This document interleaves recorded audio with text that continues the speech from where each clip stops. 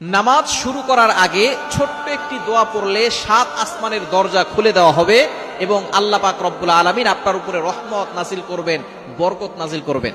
এমন একটি দোয়া আছে যেই বাক্যগুলো খুবই সহজ এবং উচ্চারণ করাও সহজ, এবং আপনি আমল করলে একবার বলার সাথে সাথে নবীজি সাল্লাল্লাহু আলাইহি সাল্লাম জানিয়ে দিয়েছেন তার জন্য আসমানের 7টি দরজাই খুলে দেওয়া হয়। রহমতের দরজাগুলো খুলে আল্লাহ তাআলা তার উপরে রহমত নাজিল করতে থাকেন, অঝোরে বৃষ্টির মতো রহমত তার উপরে পড়তে থাকেন, বরকত করতে থাকে। সুতরাং আমরা নামাজ শুরু করার আগে এই দোয়াটা একবার করে নিব।